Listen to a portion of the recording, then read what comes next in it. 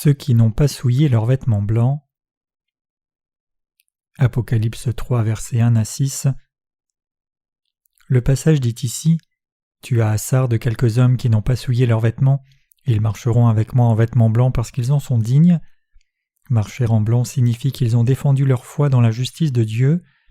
Dieu marche avec ceux qui conservent la chasteté de leur foi, il ne les laisse jamais seuls, mais il est toujours avec eux et les bénit. Les justes sur cette terre marchent avec l'Esprit Saint. Dieu a inscrit leur nom dans le livre de vie et leur a donné la vie éternelle. En revêtant les justes de blanc et en les accompagnant, Dieu leur a permis de toujours vaincre Satan dans leur bataille contre lui. Être celui qui triomphe de Satan. Pour être celui qui triomphe de Satan, nous devons d'abord croire dans la parole de rédemption que le Seigneur nous a donnée. Ainsi tournons-nous vers la parole de Dieu et voyons comment le Seigneur nous a sauvés avec l'évangile de l'eau et de l'esprit. Commençons par regarder dans Luc 10, versets 25 à 35. Un docteur de la loi se leva et dit à Jésus pour l'éprouver « Maître, que dois-je faire pour hériter de la vie éternelle ?» Jésus lui dit « Qu'est-il écrit dans la loi? Qui lis-tu » Il répondit « Tu aimeras le Seigneur ton Dieu de tout ton cœur, de toute ton âme, de toute ta force et de toute ta pensée, et ton prochain comme toi-même. » « Tu as bien répondu, lui dit Jésus, fais cela et tu vivras. » Mais lui, voulant se justifier, dit à Jésus, « Et qui est mon prochain ?» Jésus reprit la parole et dit, « Un homme descendait de Jérusalem à Jéricho, il tomba au milieu des brigands qui le dépouillèrent, le chargèrent de coups et s'en allèrent le laissant à demi-mort. Un sacrificateur qui par hasard descendait par le même chemin ayant vu cet homme passa outre. Un lévite qui arriva aussi dans ce lieu, l'ayant vu passa outre. Mais un Samaritain qui voyageait étant venu là, fut ému de compassion lorsqu'il le vit. Il s'approcha et banda ses plaies, et en y versant de l'huile et du vin, il le mit sur sa propre monture, le conduisit à une hôtellerie, et prit soin de lui. Le lendemain il tira 2 deniers, les donna à l'hôte et dit « Aie soin de lui, et ce que tu dépenseras de plus, je te le rendrai à mon retour. » Nous voyons 2 protagonistes dans ce passage, Jésus et un docteur de la loi. Cet homme de loi, pour se vanter de sa fidélité à la loi, a demandé à Jésus « Maître, que dois-je faire pour hériter de la vie éternelle ?» Quelle impression retenez-vous de cette question? Le docteur de la loi en question fit une erreur en pensant qu'il pourrait s'en tenir à la loi en y obéissant au niveau littéral, mais Dieu a donné sa loi aux hommes pour que les gens soient capables de reconnaître les péchés de leur cœur. La loi de Dieu énonce et révèle les péchés qui sont fondamentaux dans le cœur des gens. Dans leur cœur, on trouve des pensées mauvaises, des pensées immorales, des pensées meurtrières, des pensées de vol, des pensées qui portent de faux témoignages, des pensées de folie, et bien plus encore. Pour désigner les péchés du cœur du docteur de la loi, notre Seigneur lui a demandé en retour « Qu'est-il écrit dans la loi? Qui lis-tu » Notre Seigneur a voulu que le docteur de la loi reconnaisse la présence fondamentale du péché dans son cœur, mais en demandant pompeusement à Jésus « Que dois-je faire pour hériter de la vie éternelle ?» L'homme de la loi voulut ainsi faire sa propre justice. De ces mots, nous pouvons voir ce que ce docteur de la loi a pensé. J'ai bien suivi la loi jusqu'à maintenant et je suis sûr de pouvoir la suivre à l'avenir.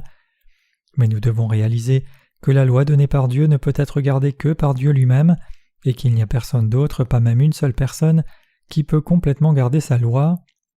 Donc un homme qui essaye de garder la loi de Dieu ne fait que montrer sa témérité et son arrogance devant le Seigneur. Nous devons seulement reconnaître que nous sommes des pécheurs qui ne peuvent jamais garder la loi de Dieu. Pour chacun de nous, la façon de lire la parole de Dieu est très importante. Quand nous lisons la parole de Dieu, nous devons la lire en prenant conscience du but que Dieu a prévu pour nous. Si nous lisons la Bible sans prendre conscience de l'intention du Seigneur, notre foi peut aller à l'opposé de sa volonté. C'est pourquoi il y a tant de dénominations différentes et pourquoi ceux dont la foi est unie à Dieu sont si souvent rejetés. Quand ceux qui croient dans l'évangile de l'eau et l'esprit lisent la Bible, ils peuvent comprendre exactement quel est le but de Dieu, mais quand on lit la Bible sans croire dans l'évangile de l'eau et de l'esprit donné par Dieu, cela ne peut alors que causer de grands malentendus, et une telle personne ne peut avoir une foi biblique, peu importe l'acharnement avec lequel elle étudie la Bible. Que dit la loi? Nous continuons avec le passage de Luc. Jésus lui dit « Qu'est-il écrit dans la loi? Qui lis-tu » Il répondit « Tu aimeras le Seigneur ton Dieu de tout ton cœur, de toute ton âme, de toute ta force et de toute ta pensée, et ton prochain comme toi-même. » Romains 3,20 dit « Puisque c'est par la loi que vient la connaissance du péché, la Bible nous dit aussi « Car tous ceux qui s'attachent aux œuvres de la loi sont sous la malédiction. » Galates 3, verset 10.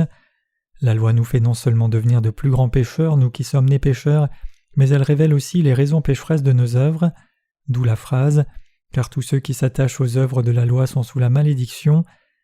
Certaines personnes disent que l'on peut entrer au paradis si l'on croit en Dieu et observe bien la loi, et que l'on essaye avec ardeur de la garder. Donc ces gens, même s'ils croient en Jésus, passent leur vie entière à essayer de suivre la loi, mais ils sont en fait sous la malédiction de la loi. Ceux qui n'ont pas été sauvés de leurs péchés, même s'ils croient en Jésus, sont incapables d'échapper aux limites de leur foi, qui essayent de suivre la loi en vain. Ils peuvent croire en Jésus, mais ils restent des pécheurs devant Dieu, et les pécheurs devant Dieu ne peuvent faire face qu'à son terrible jugement. C'est pourquoi Jésus, qui est notre Dieu, est venu comme notre Sauveur et est devenu le Rédempteur des pécheurs. Pour donner plus de détails, Jésus a pris sur lui tous nos péchés en se faisant baptiser dans le fleuve du Jourdain. Savez-vous que le baptême est la marque du salut qui nous lave de nos péchés? Le baptême de Jésus était la seule méthode que Dieu a établie pour nous laver de tous nos péchés. La Bible nous dit dans Matthieu 3,15 « Laisse faire maintenant car il est convenable que nous accomplissions ainsi tout ce qui est juste ». Le mot « ainsi » signifie ici dans sa langue originelle le plus approprié ou le plus adapté. Autrement dit, il était plus approprié et adapté que Jésus prenne sur lui tous nos péchés grâce à son baptême donné par Jean. Le baptême de Jésus-Christ en bref s'est occupé de tous nos péchés. Jésus-Christ nous a délivrés de nos péchés en se faisant baptiser et en mourant sur la croix. Quand les gens connaissent cette vérité et combattent les mensonges, Dieu les nomme ceux qui triomphent. Ceux qui doivent se battre, ceux qui sont nés de nouveau. Les nés de nouveau doivent combattre et vaincre le légalisme. En termes religieux, les dirigeants de la loi peuvent sembler bons, mais profondément ils sont les ennemis de Dieu. Ainsi leurs paroles, tandis qu'elles peuvent apparaître comme vertueuses, sont en fait les paroles de Satan qui tiennent ses disciples sous la malédiction du péché. C'est pourquoi les saints doivent combattre et vaincre ces religieux. Les religieux prétendent que le salut s'obtient en croyant en Jésus, mais ils prétendent aussi que l'on peut entrer au paradis quand on vit une vie vertueuse devant la loi. Une telle foi peut être appelée comme la foi qui sauve une personne? Bien sûr que non. Alors une troisième personne s'est approchée, c'était cette fois un Samaritain. Contrairement aux prêtres et aux Lévites, le Samaritain banda ses blessures, utilisa de l'huile et du vin, puis le porta sur son animal jusqu'à une auberge et s'occupa de lui. Il paya même l'aubergiste en disant « Prenez bien soin de lui, je m'arrêterai ici à mon retour, si vous dépensez plus que ce que je vous ai donné pour le guérir, je vous rendrai cet argent sur mon retour, faites donc tout ce que vous pouvez pour aider cet homme. » Qui est bon parmi ces trois hommes? Le Samaritain bien sûr. Ce Samaritain se réfère à Jésus. Ce qui a sauvé les pécheurs comme nous n'est ni la loi de Dieu, ni ceux qui l'ont enseignée, ni ceux qui l'ont dirigée, et encore moins notre propre force, nos efforts ou les prières de repentance. Seul Jésus est venu sur terre pour laver nos péchés, et c'est notre vrai Sauveur. Jésus a ainsi, voir Matthieu 3,15, délivré tous les pécheurs. Le baptême de Jésus et son sang sur la croix est la marque du salut du pécheur. 1 Pierre 3, verset 21. Tous les pécheurs de ce monde sont sauvés par le baptême de Jésus et par la croix. Ceux qui croient que le baptême de Jésus dans le fleuve du Jourdain et son sang sur la croix sont la marque de leur salut sont complètement délivrés de tous leurs péchés. Jésus nous a donné la force de combattre et de vaincre les fausses doctrines et les mensonges. Quand des gens clament « Nous croyons en Jésus, mais si vous soutenez la loi de Dieu et que vos actes sont bons, alors vous serez délivrés de tous vos péchés », ils ne font que montrer leur entêtement et ils propagent des mensonges. Si vous ajoutez ou enlevez quelque chose à la vérité de notre salut par Jésus, ce n'est plus la vérité. Jésus nous a donné la force de combattre les fausses doctrines du mensonge. Les chefs de la loi d'aujourd'hui parlent fort devant les gens, comme s'ils suivaient bien la loi, mais nous en sommes souvent témoins. Ils ne peuvent pas agir selon ce qu'ils disent quand ils font face à une situation difficile où ils doivent suivre ce que la loi leur dicte de faire. Ils comprennent eux-mêmes que bien qu'ils veuillent faire le bien dans leur cœur, ils ne peuvent pas le faire à cause de la faiblesse de leur chair.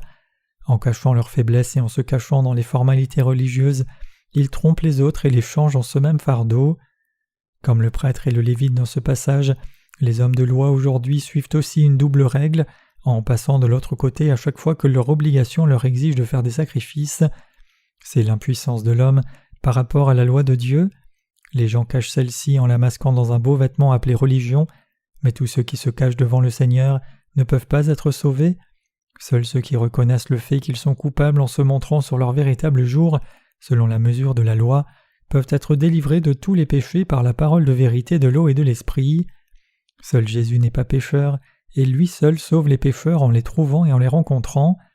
Il a pris sur lui tous nos péchés en se faisant baptiser en personne, et il a délivré les pécheurs mortels de tous leurs péchés en payant leurs dettes et sacrifiant son propre corps. C'est comme cela que Jésus est devenu le sauveur de tous les pécheurs. Ceux qui vaincront seront revêtus de blanc. Le passage nous dit ici que ceux qui vaincront seront revêtus de blanc. Cela signifie que nous devons combattre et vaincre les menteurs dans le monde chrétien. Au moment même où nous parlons, ces menteurs apprennent aux gens à croire en Jésus et à vivre dans la bonté. Vivre dans la bonté, c'est bien sûr la bonne chose à faire, mais fondamentalement, les cœurs des gens sont remplis de toutes sortes de choses sales, du meurtre à l'adultère, du vol à la jalousie, et le fait de dire à ces gens de vivre dans la bonté, quoique le fait de le dire lui-même soit juste, est comme le fait de les contraindre à la croyance dans une pauvre religion et de les vouer à la mort. Dire aux gens dans lesquels les péchés s'empilent jusqu'à leur gorge de vivre dans la bonté, c'est les pousser dans l'autocondamnation. Ainsi ils ont vraiment besoin que nous les aidions à être délivrés de tous leurs péchés en leur apprenant la vérité de l'eau et de l'esprit qui peut les sauver de leurs péchés fondamentaux. C'est la bonne leçon. Et après cet enseignement vient le fait de vivre une vie de bonté en Dieu. En d'autres termes, la priorité la plus immédiate pour ceux qui ne suivent pas le Christ car ils sont des pécheurs est de les rendre justes en prêchant maintenant l'évangile de l'eau et de l'esprit. La dégradation du christianisme en une religion du monde. Nous ne devons pas être trompés par les religions du monde. Seul le fait de combattre et vaincre les religions du monde qui diffusent des mensonges peut nous permettre d'entrer au ciel. Parce que nous sommes incapables de suivre la loi de Dieu, nous avons besoin de la grâce du salut que Jésus nous a donnée, et ce n'est qu'en croyant dans cette grâce que nous pouvons rencontrer le Seigneur. Mais beaucoup de gens dans la chrétienté, bien qu'ils croient en Jésus, sont entraînés vers l'enfer, trompés et égarés par ceux qui diffusent des mensonges. Ils sont trompés par la notion séduisante que les gens peuvent et doivent être bons, mais parce que nous sommes fondamentalement nés avec le péché, nous ne pouvons jamais être bons, peu importe l'acharnement avec lequel nous essayons. Ainsi nous ne pouvons être sauvés qu'en croyant dans l'évangile de la vérité, qui dit que Jésus nous a sauvés par son eau et son esprit. Nous pourrons vivre une nouvelle vie à partir du moment où nous reconnaîtrons que nous sommes débarrassés de nos péchés en croyant dans cette vérité. Les pharisiens de la Bible et la plupart des chrétiens d'aujourd'hui qui ne sont pas lavés de leurs péchés, car ils ne croient pas l'évangile de l'eau et l'esprit, sont tous les mêmes, ils sont tous des hérétiques. Les pharisiens croyaient en Dieu, dans la résurrection des âmes et dans la vie après la mort, comme c'est inscrit dans les Saintes Écritures, mais ils n'ont pas cru en Jésus comme étant leur Messie. De plus, ils ont ignoré le baptême de Christ et son sang sur la croix. Aujourd'hui, il y a beaucoup de gens qui sont comme ces pharisiens. Ils ont tendance à donner plus de reconnaissance aux doctrines chrétiennes qu'à la Bible elle-même. C'est pourquoi il y a une infinité d'hérésies qui germent de nos jours. En Tite 3, versets 10 à 11, Dieu nous parle des hérétiques en disant « Éloigne de toi, après un premier et un second avertissement, celui qui provoque les divisions, sachant qu'un homme de cette espèce est perverti et qu'il pêche en se condamnant lui-même. » Les hérétiques croient et suivent leur chef religieux plus que la Bible, et en conséquence ils sont tous voués à la destruction. Maintenant, tout comme auparavant, il y a beaucoup de faux prophètes qui émergent dans ce monde. À travers la parole de ce passage principal, Dieu nous a ainsi dit que chacun doit combattre et vaincre les faux prophètes. Il a aussi dit que seuls ceux qui combattent seront revêtus de vêtements de justice. En Luc 18, on trouve la parabole du pharisien et du publicain. Un pharisien est monté au temple, a levé ses mains et a prié avec orgueil. « Je jeûne 2 fois la semaine, je donne la dîme de tous mes revenus. » Le publicain, au contraire, ne pouvait même pas lever ses yeux quand il a prié. « Dieu, je ne peux faire ce qu'il fait. Je suis un pécheur avec beaucoup de défauts, qui ne peut pas jeûner 2 fois par semaine et qui ne peut donner la dîme. Ce n'est pas tout. J'ai aussi trahi et volé des gens, et j'ai aussi fait beaucoup d'autres mauvaises choses. Je suis un homme qui n'a plus de valeur. Dieu ait pitié de moi, aie pitié et puisses-tu me sauver ?» La Bible nous dit que c'est le publicain que Dieu a rendu juste et non le pharisien. On montre bien cela dans la question « Qui peut être pardonné de ses péchés ?» Ne peuvent être pardonnés que ceux qui comprennent qu'ils ont péché. Ceux qui savent qu'ils ont péché, les âmes qui reconnaissent qu'elles sont vouées à aller en enfer, d'après la loi et le jugement juste de Dieu, sont celles qui reçoivent le salut de la rédemption de Jésus. Matthieu 3,15 rapporte ce dont Jésus a parlé juste avant d'être baptisé. Ainsi, dans ce verset, signifie que le baptême de Jésus était la meilleure façon de sauver les pécheurs, les sauver en faisant disparaître leurs péchés par le baptême de Jésus, lui qui a pris tous les péchés des hommes sur lui. Croyez-vous au fait que Jésus vous a ainsi sauvé de vos péchés ?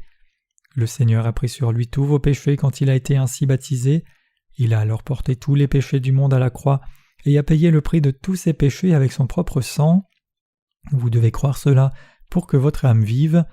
Quand vous croyez cela, votre âme est rachetée et vous naissez de nouveau comme un enfant de Dieu. Beaucoup de gens dans ce monde nient encore cette vérité de l'eau et de l'esprit, l'évangile du salut. C'est pourquoi nous devons nous battre dans les batailles spirituelles. Je ne dis pas que nous devons faire des actions encore plus mauvaises pour pouvoir reconnaître nos péchés, mais plutôt que nous devons être revêtus de la grâce de Dieu en nous reconnaissant comme étant fondamentalement liés au péché et devant être jugés spirituellement. Vous devez accepter le fait que Jésus soit votre sauveur.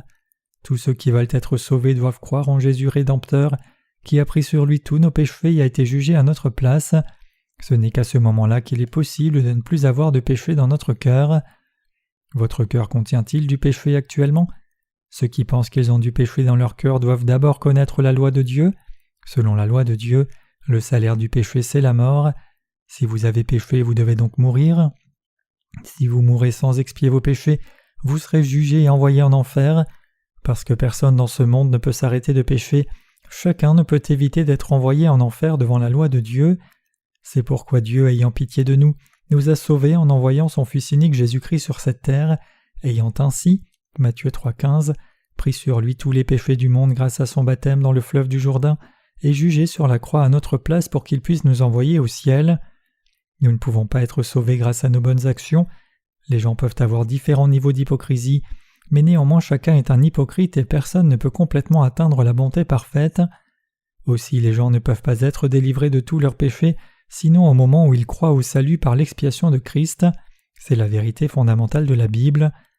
Avant qu'il n'ait rencontré le Seigneur, Paul a avoué « Car je ne fais pas le bien que je veux et je fais le mal que je ne veux pas » Romains 7, verset 19. Pourquoi Paul était-il ainsi ?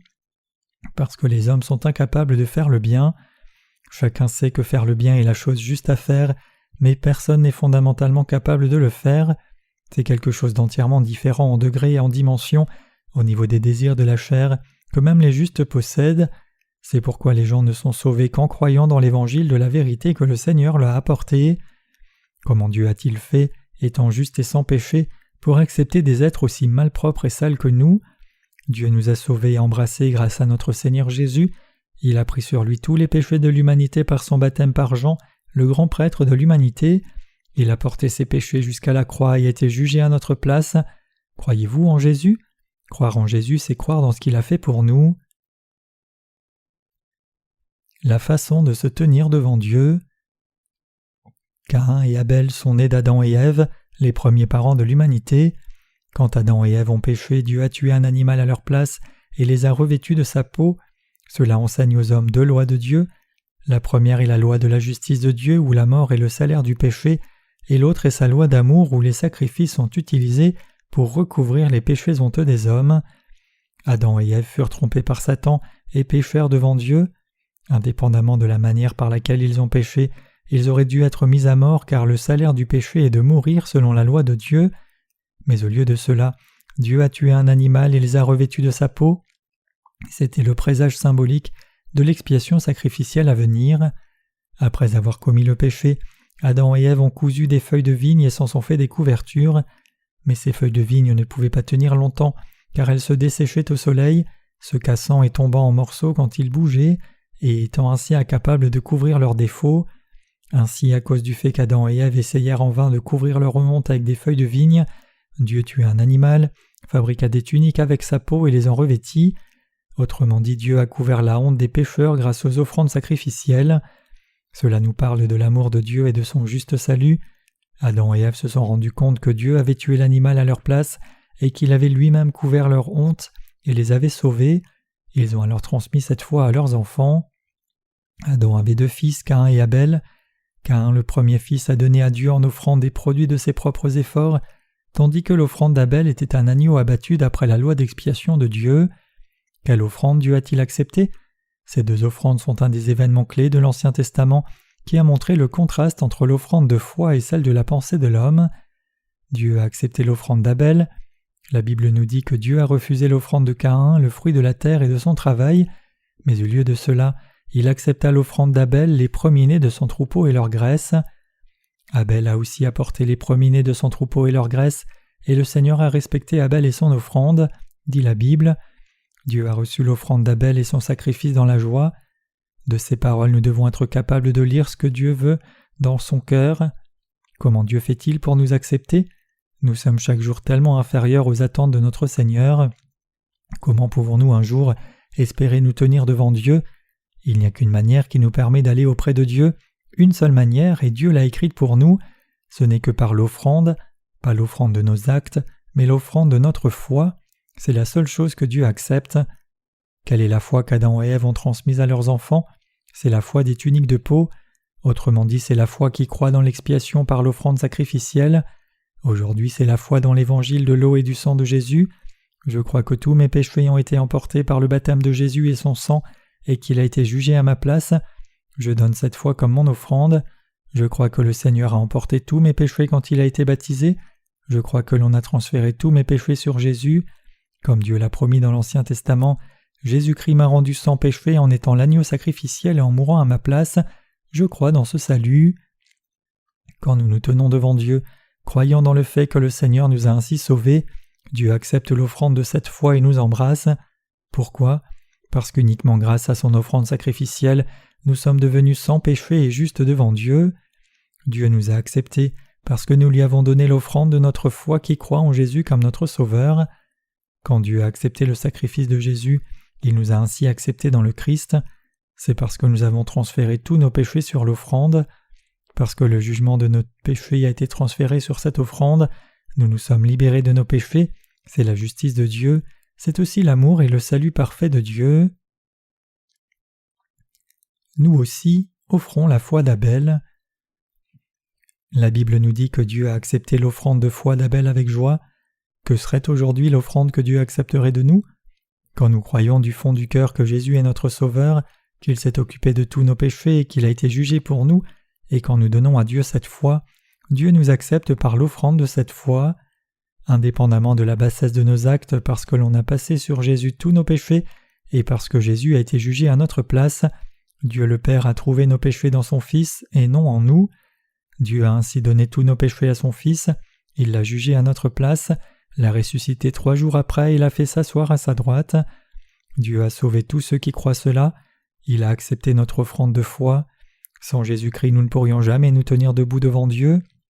Mais parce que Jésus est devenu notre Sauveur, nous pouvons aller devant Dieu avec l'offrande de cette foi et grâce à cette offrande, Dieu peut nous accepter. Notre foi dans cette vérité est-elle entière ? Oui, bien sûr. Nous sommes maintenant réellement devenus sans péché. Parce que nous avons transféré nos péchés sur Jésus, Dieu nous a revêtus, nous qui sommes devenus sans péché, de vêtements blancs. Il nous a rendus justes. Comme notre Seigneur l'a promis, celui qui vaincra sera revêtu de vêtements blancs et je n'effacerai pas son nom du livre de vie. Il confessera nos noms devant les anges.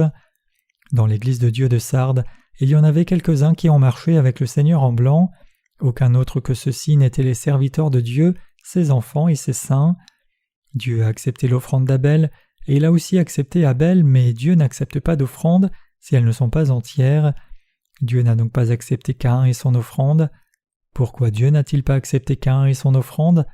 Il ne les a pas acceptés parce que l'offrande de Caïn n'était pas l'offrande de la vie préparée avec le sang de l'expiation. La Bible nous dit que Caïn a donné les fruits de la terre, les produits de son propre effort, en tant qu'offrande. En d'autres termes, il a offert sa récolte. Celle-ci pouvait être de la pastèque, du maïs, des pommes de terre ou toute autre chose de la sorte, sans aucun doute entièrement nettoyée et bien préparée, mais Dieu n'a pas accepté ce type d'offrande. L'offrande de Caïn a une signification importante que les chrétiens d'aujourd'hui doivent tous comprendre pour être sauvés, mais peu connaissent le cœur de Dieu dans le monde d'aujourd'hui. Beaucoup d'entre eux n'ont aucune idée, même pas dans leurs rêves, qu'ils donnent à Dieu l'offrande de Caïn. Quand quelqu'un se tient devant Dieu, il doit d'abord reconnaître qu'il est lié à la mort et à l'enfer à cause de ses péchés. Reconnaissez-vous cela devant Dieu, que vous êtes condamné à l'enfer à cause de vos péchés ? Si vous ne reconnaissez pas cela, vous n'avez pas besoin de croire en Jésus, car Jésus est le sauveur des pécheurs. Le Seigneur nous a dit « Ceux qui vont bien n'ont pas besoin de médecins contrairement à ceux qui sont malades. » Les âmes qui souffrent sous le joug du péché ont besoin de notre Seigneur, pas celles qui ne réalisent pas leur propre péché et proclament être sans péché alors qu'elles ne sont pas encore nées de nouveau. Fondamentalement, chacun est pécheur. Dieu doit donc juger les hommes et les hommes doivent nécessairement faire face au jugement de la colère de Dieu. Autrement dit, vous et moi sommes tous condamnés à être détruits. Le Seigneur a emporté tous nos péchés par son baptême dans le fleuve du Jourdain et a reçu le jugement de Dieu à notre place pour éviter de nous envoyer dans cet enfer de destruction. Grâce à cela, le Seigneur a pu nous sauver complètement devant Dieu. Donc seuls ceux qui commettent le péché devant Dieu et se reconnaissent comme des pécheurs doivent croire en Dieu et c'est seulement pour eux que Dieu est devenu le Sauveur. La foi qui nous revêt des vêtements blancs du salut. Comme la Bible nous dit, car la vie de la chair est dans le sang, la vie d'un homme est aussi dans son sang. À cause de nos péchés, nous devrons assurément mourir. Pourquoi dans ce cas Jésus est-il mort sur la croix ? Il est mort sur la croix parce qu'il a pris sur lui tous nos péchés, et parce que le salaire du péché c'est la mort. Jésus a versé son sang de vie pour payer nos péchés et mourir à notre place. Pour témoigner de cette vérité, il fut crucifié, saigna et mourut sur la croix à notre place. Comme nous le dit la Bible, il a été blessé pour nos transgressions, il a été meurtri pour nos iniquités. Jésus est vraiment mort à cause de nos transgressions et de nos iniquités. Sa mort donc est notre mort et sa résurrection notre résurrection. Croyez-vous cela ? Jésus est venu sur cette terre pour nous sauver et a été baptisé pour faire disparaître nos péchés. Jésus fut aussi crucifié, les gens l'ont méprisé, le privant de ses vêtements, lui crachant dessus et frappant son visage. Pourquoi Jésus, qui est notre Dieu, a-t-il fait face à cette humiliation en se faisant frapper et cracher dessus ? Notre Seigneur a été méprisé à cause de nos péchés. La mort et la résurrection du Seigneur sont donc la mort et la résurrection de chacun d'entre nous. Aucun chef religieux du monde ne s'est occupé de nos péchés.